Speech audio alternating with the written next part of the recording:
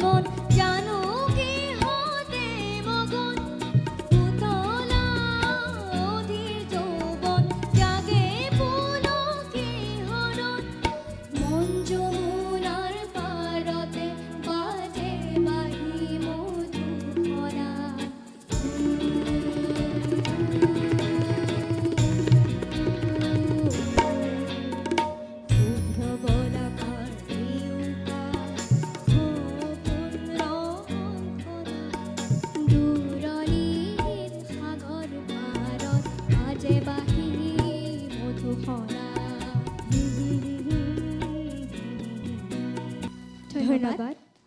পাৰফৰ্মেন্সৰ আগত নিবিৰে হিমাগ্নাক কৈ আছিল আই কণ্টেক্ট কৰিবা, আৰু তেতিয়া হিমাগ্নাই কৈছিল মই এইবোৰ নোৱাৰোঁ। বাৰু নিবিৰে হিমাগ্নাৰ আই কণ্টেক্ট পাইছে নে নাই সেইটো জনাৰ আগতে আমি আমাৰ বিচাৰকৰ ওচৰলৈ যাম যে তেওঁলোকৰ পাৰফৰ্মেন্স কেনেকুৱা পাইছে। প্ৰথমে পাৰ্থ দা আপোনাৰ ওচৰলৈ গৈছোঁ। অ'কে, মই তোমালোকৰ পাৰফৰ্মেন্সৰ আগতে মই আৰু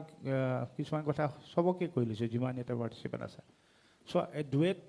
যেতিয়া গাবা, তোমালোক এতিয়া সৰু হৈ আছা, তোমালোকৰ লাহে লাহে লাৰ্ণিং প্ৰচেছ, তোমালোকে শিকি গৈ থাকিবা।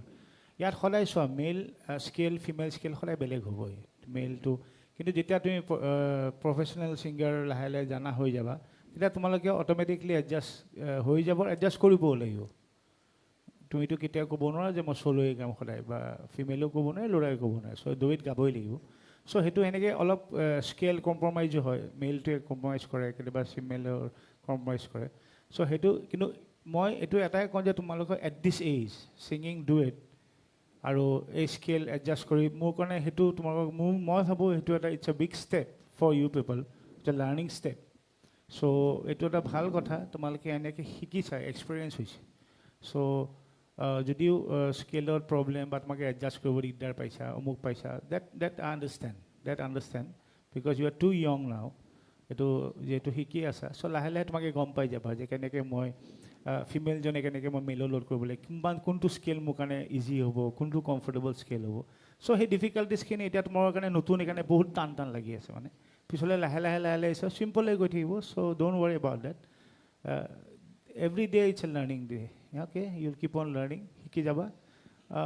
বাকী গান ভালেই গাইছা okay so' that will no' let's see all the best Thank you, sir.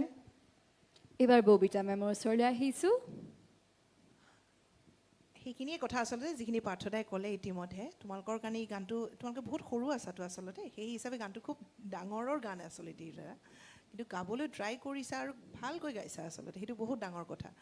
নিবিড়ৰ অকণমান হাই ৰেঞ্জটো অলপ কম আছিলে ইফালে হিমাগ্না অকণমান হাইট গোৱা চ' এই দুয়োটাই মিলাব লগা হৈছে দুয়োটাই একচুৱেলি কম্প্ৰমাইজ কৰিছে গানটোৰ বাবে এইটোৱে আচলতে কথা কাৰণ যেনেকৈ জুবিনদাৰ লগত গাব লাগিলে প্ৰায়ভাগ ফিমেল ছিংগাৰৰ অৱস্থা বেয়া হৈ যায় হয়নে নহয় কাৰণ তেওঁৰ যিটো ৰেঞ্জ সেইটো মিলাব গ'লেতো বহুত অৱস্থা বেয়া হৈ যায় চ' সেই অকণমানটো মিলা মিছাৰ ভিতৰত কৰিব লাগিব আৰু পাৰ্থদাই কোৱাৰ দৰেই তোমালোকে যেতিয়া ডাঙৰ হৈ আহিবা যেতিয়া খুব প্ৰেক্টিছ কৰি কৰি গৈ থাকিবা নহয় এইবোৰ বস্তু একদম ইজি হৈ যাব